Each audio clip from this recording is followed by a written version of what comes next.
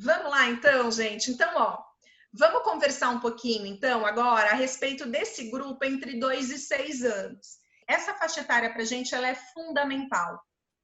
Ela é a base para tudo que a gente vai desenvolver com essas crianças depois.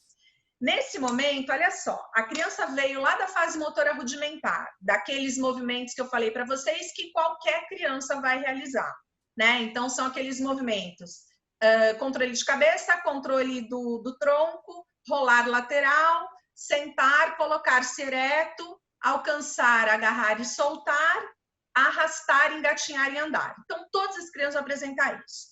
Na hora que ela entra na fase motora fundamental, aí são movimentos, na verdade, é um repertório que ela vai ter que aprender, obrigatoriamente aprender. Ela vai ter que estar exposta num mundo, enfim, que se move, e ela vai ter que realizar esses movimentos para aprender esses movimentos. E aí a gente está falando de movimentos locomotores, então tudo que salta, tudo que corre, saltita, galopa, enfim. Eu vou me deslocar de um lugar até outro. Na piscina, tudo que diga respeito à propulsão, né? E aí só com perna, só com braço, enfim, né? Todo esse repertório vai sendo construído. Se a gente for pensar do ponto de vista da estabilização, também todos os equilíbrios invertidos, os equilíbrios retos, os equilíbrios dinâmicos, na piscina, todas as mudanças de decúbito, você permanecer estático. E depois, na parte de manipulação, aí a gente está falando de manipulação tanto com mãos quanto com pés. Então, assim, quando a gente entra em contato com objetos, né? Então, vai ser lançar, agarrar, arremessar, receber, rebater e por aí afora, chutar e por aí afora.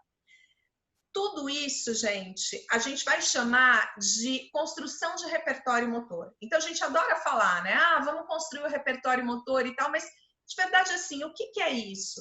É você expor essa criança ao máximo possível de possibilidades daquele corpo se mover.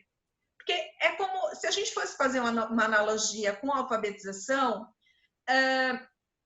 eu estou, na verdade, construindo um vocabulário, sabe? Eu estou apresentando palavras novas para ela, para que depois ela combine e contextualize aquilo tudo. Então, esse momento da vida, ele é fundamental. É por isso que a gente chama esse momento de fase motora fundamental. Se a gente for pensar em termos de consciência, né, de construção daquele corpo, aquele círculo que a criança com 2 anos desenhou para a gente, como é que ele vai agora ser representado pela criança? No começo dessa fase aí, ela vai construir um boneco palito. E é assim que ela se movimenta em grandes blocos. Então, ela vai apresentar para a gente 2 braços, 2 pernas e um tronco. Você não vai ver uma criança entendendo que esse braço ele é multissegmentado, que ele tem um pedacinho que é um ombro, um outro pedacinho que é um braço, depois um cotovelo, um antebraço, um punho, dedos, enfim. Ela leva um bloco só.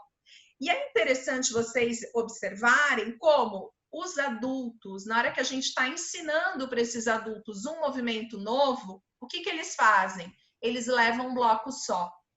Se vocês forem fazer uma experiência agora na casa de vocês, por exemplo, peguem a mão, que não é a mão dominante, experimentem escrever o nome de vocês com essa mão não dominante. Vocês vão ver que é exatamente dessa forma que vocês vão reproduzir esse movimento. Esse braço ele não vai trabalhar de uma forma multissegmentada, com as articulações dialogando para produzir um movimento eficiente. A gente vai fazer isso, a gente chama isso, né, na fase adulta, de congelamento dos graus de liberdade. Você literalmente congela todas as possibilidades que as articulações têm de se movimentarem. Você leva ela como um bloco para você ter um controle maior sobre ela. E é assim que essa criança, entre 2, 3 e 4 anos, se movimenta. E é assim que ela se representa, como um boneco palito. Aí, se esse corpo for muito vivido, extremamente vivido, até os seus 6 anos de idade, ela vai, então, depois, segmentando todos esses pedaços do corpo dela. Gente, se a gente for pensar do ponto de vista social, essa criança é extremamente egocêntrica. E esse egocentrismo, ele é muito necessário, né? Egocentrismo não é egoísmo. Egoísmo é eu não emprestar o meu brinquedo para o outro, porque eu não quero dividir. Egocentrismo é assim, eu não consigo conceber que o outro, não que ele não exista, mas que ele tenha sentimentos próprios que não os meus. Por quê? Se eu demorei os primeiros 2 anos de vida para me construir como alguém, para entender quem eu sou e quem eu não sou, nesse momento da vida, eu preciso, então, de fato, voltar o meu olhar para mim mesmo. E o corpo também representa isso. Então, aquilo que eu falei para vocês, tudo está conectado. Quando a gente fala para essa criança pequena, por exemplo, sei lá, qualquer referência espacial, essa referência espacial, ela vai levar em conta uma localização que a gente chama de localização subjetiva. Ela vai entender o que é frente, o que é trás, o que é lado, o que é em cima e o que é embaixo, levando em conta o próprio corpo dela. Então, assim, tudo que está em cima dela é em cima. Aí você fala, tudo bem, esse teto está em cima de você, mas para quem está no avião que está passando lá em cima, esse teto está embaixo. E a criança não consegue entender. Ela não relativiza, é uma criança binária. Lembra que quando a gente começou a conversar essa ideia dos polos? Primeiro você vai para os polos, para depois relativizar. É assim que funciona com ela. Então só pode estar em cima porque está em cima do corpo dela. Ela não entende o que está embaixo do corpo dos outros. Então, ela vai se apropriando dessas direções nessa ordem. Em cima e embaixo primeiro, depois frente e trás e depois lado, lado. Tudo bem? Essa construção de lateralidade, gente, ela vai entregar para a gente a partir de 4 anos, mas isso se consolida só entre 6 e 7 anos. E lateralidade não é eu só saber o que é direito e o que é esquerda. Lateralidade é eu entender que eu tenho 2 lados no meu corpo, e esses 2 lados, embora sejam iguais, eles podem se movimentar de forma independente um do outro. Então, eu consigo fazer uma coisa com o meu braço e fazer outra coisa com o outro braço. E se a gente for pensar nessa criança pequena, ela não faz isso. Professores de natação que dão aula para crianças nessa idade, por exemplo, eles não conseguem apresentar para a criança o nado crawl, essa alternância de braçada.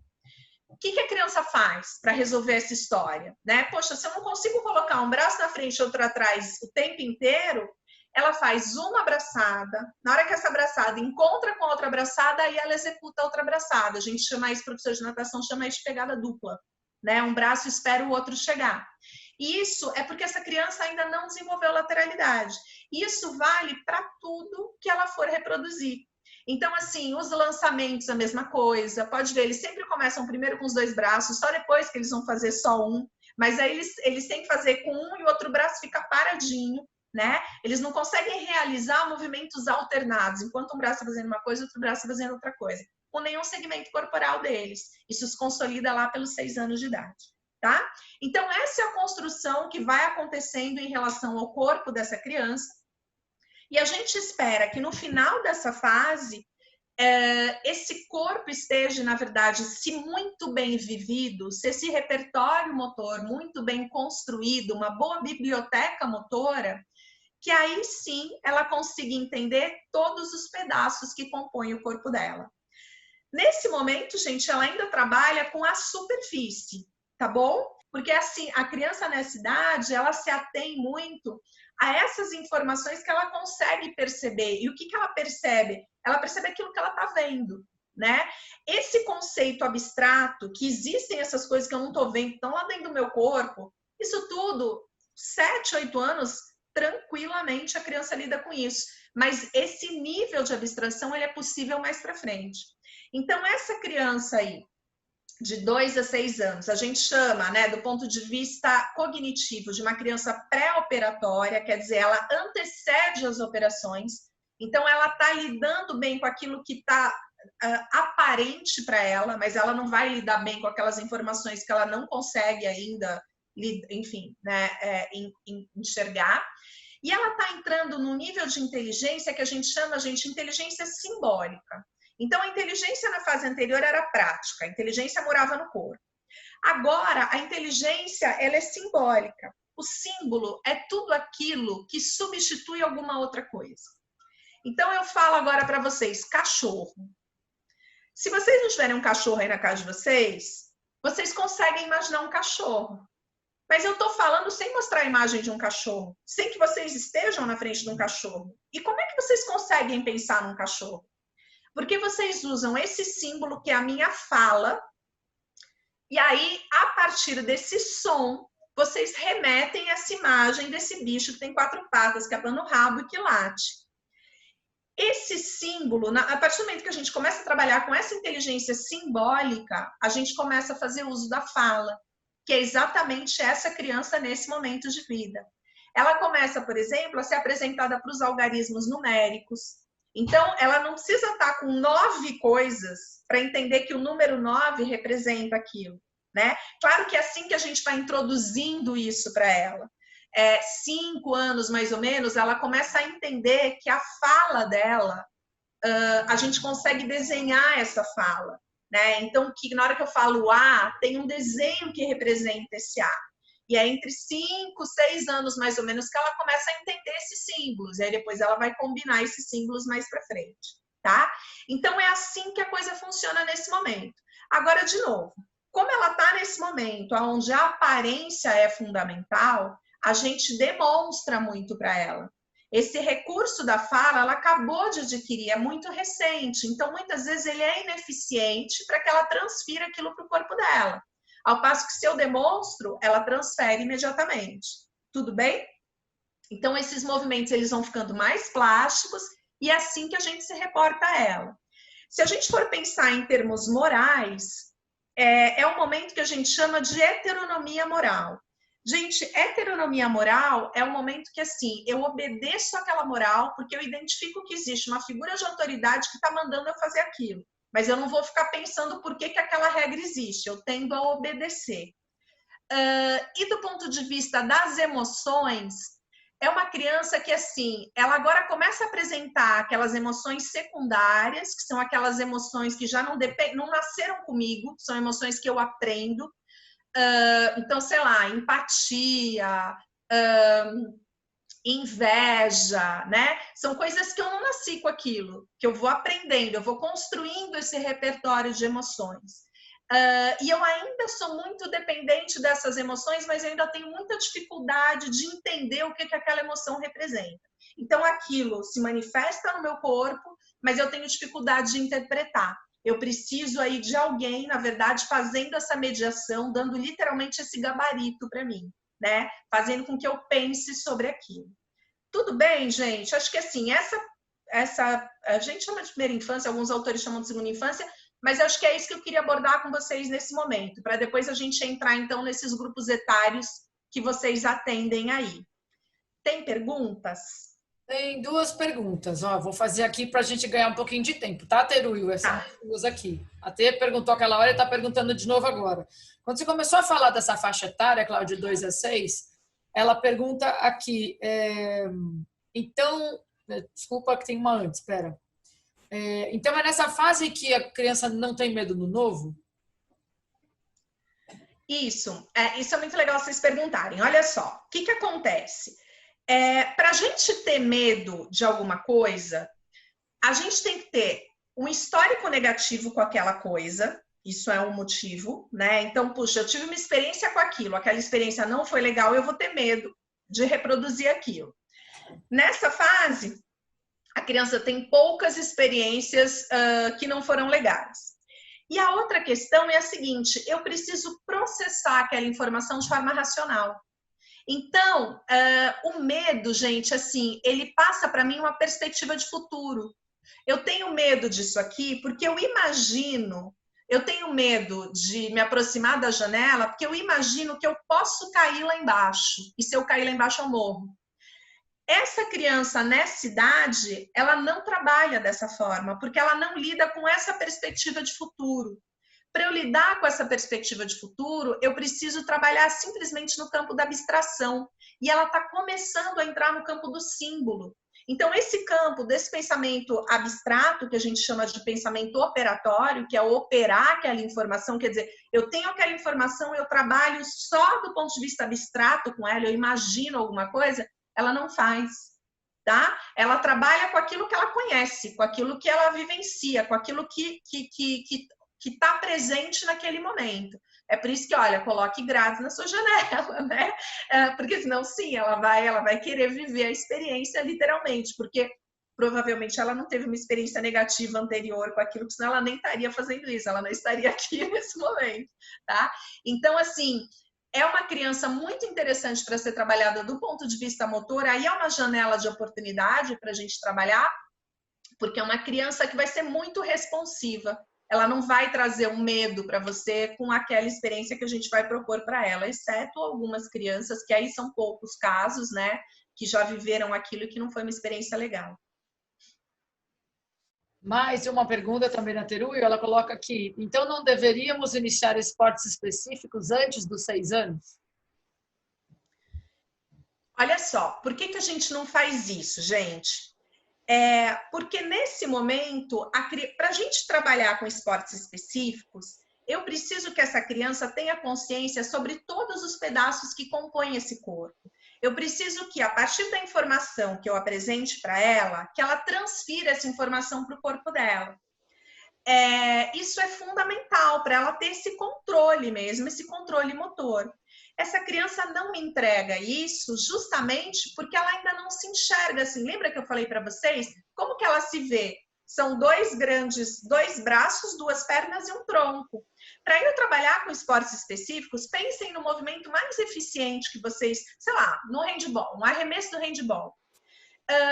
Será eficiente aquele movimento se eu levar só o meu braço inteiro para arremessar aquela bola, né? Não, certamente não. Eu preciso, na verdade, ter um trabalho do ombro, do braço, do antebraço, do cotovelo, do punho, da mão, enfim.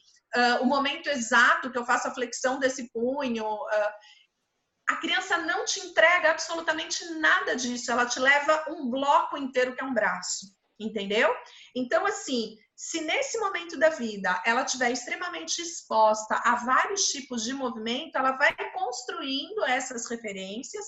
E aí, na segunda infância, entre 7 e 10 anos, ela começa a te entregar um corpo mais organizado.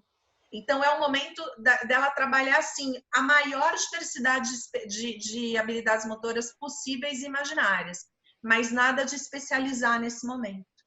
Tá bom? Legal, tem mais uma questão aqui, colocada pela Francine. Então, Francine, prazer ter você aqui com a gente também.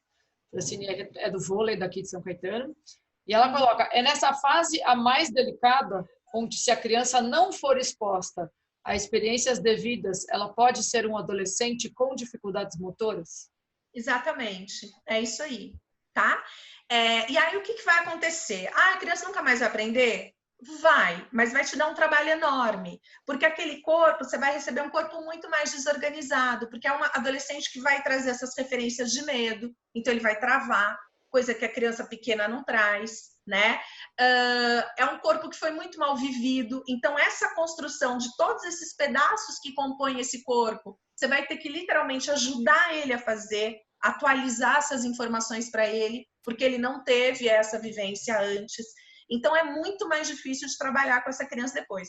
É possível? Sempre é. A gente não pode desistir de aluno nenhum, mas dá um trabalho muito maior. Aqui acho que a gente tem uma última pergunta desse tema. É essa fase onde a criança utiliza muito o neurônio espelho para aprender e memorizar as coisas? Gente, olha só, eu não sei se todo mundo sabe o que é um neurônio espelho, mas vamos só entender a história. A gente tem alguns neurônios, algumas células do nosso sistema nervoso que são especialistas em reproduzir, em repetir. O que essas células fazem? Lembra, a gente não vai falar disso agora, né, de neurofisiologia, mas enfim. O neurônio, na verdade, você tem um potencial de ação, né, e aí o que é disparado, e aí a partir desse potencial de ação tem, enfim, uma série de questões de despolarização da membrana e tal, e aí a informação ela vai sendo transmitida e processada, né, por essas conexões entre os neurônios que são as sinapses. O neurônio espelho, o que acontece com ele? Ele entra em potencial de ação antes desse indivíduo começar a realizar o movimento. Ou seja, ele é um neurônio que é estimulado antes do movimento. Justamente porque ele já está programando mentalmente aquela ação. Quando que isso acontece? Sempre. Tá? Ele é fundamental para a aprendizagem. E a gente vai acionar esses neurônios espelhos sempre. Boceja na frente de um bebê, ele vai começar a bocejar também, tá bom?